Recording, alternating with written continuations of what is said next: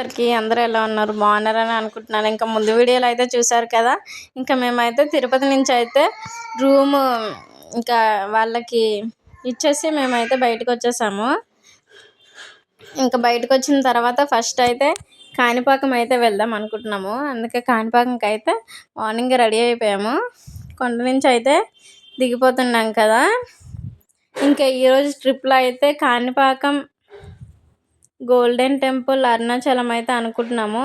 ఇంకా ఎలా అవుతుంది ఏంటి అనేది అయితే ముందు అయితే చూసేయండి. ఇంకా మార్నింగ్ 7కే రూమ్ అయితే వెకేట్ చేసేసి అయితే బయటకు వచ్చేసి అక్కడి నుంచి అయితే 1.5 అవర్ అయితే పట్టింది కాణిపాకం రావడానికి. మేము 8:30కి ఆ టైంకి అయితే కాణిపాకం అయితే వచ్చేసాము.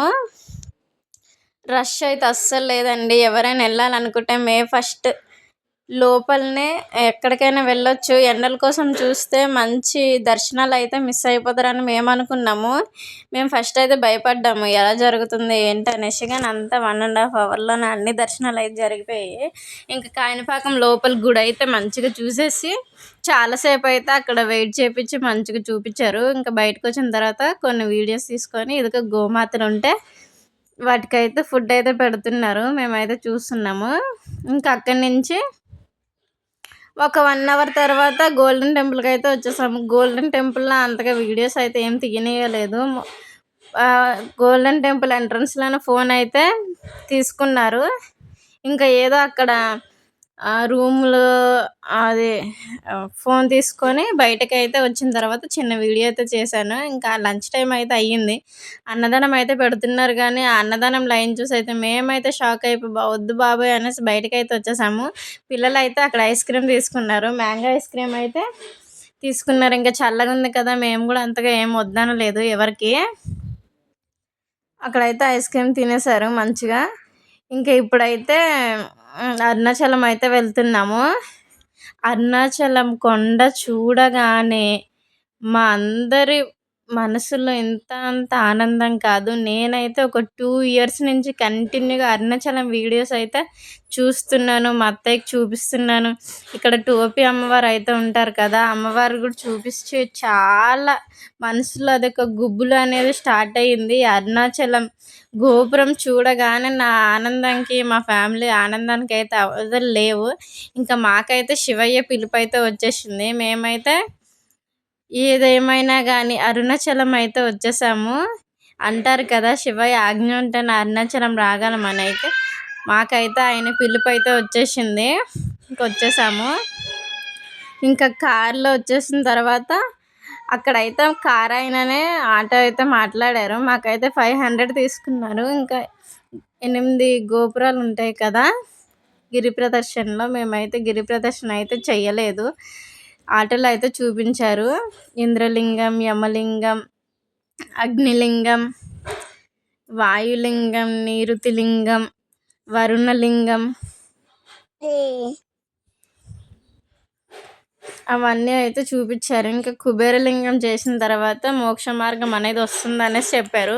మోక్ష మార్గంకి వెళ్ళే ముందు అయితే కొంచెం వీడియోస్ అయితే తీసుకొని అక్కడి నుంచి అయితే మోక్ష మార్గంకి వెళ్ళాను. ఈ మోక్ష మార్గం ఎప్పుడు టీవీలో చూడడమే కానీ రియల్గా ఎక్స్పీరియన్స్ చెయ్యాలని అయితే ఎంత హాస్యగా వెళ్ళాము. చాలా మంచిగా అయితే జరిగింది. నేనైతే 2 సార్లు మోక్ష మార్గం నుంచి అయితే వచ్చాను. ఫస్ట్ అయితే మా మామయ్య వచ్చారు. కొంచెం భయపడ్డారు. ఏదైనా దైవం అంటేనే భయము కదా. మా మామయ్య తర్వాత హంసికనైతే మోక్ష మార్గం నుంచి తీసుకొచ్చాము. మా చిన్న పిల్లలకి ఇంత త్వరగా ఆ శివయ్య మోక్షం అయితే దక్కుతుందని మేమైతే అనుకోలేదు.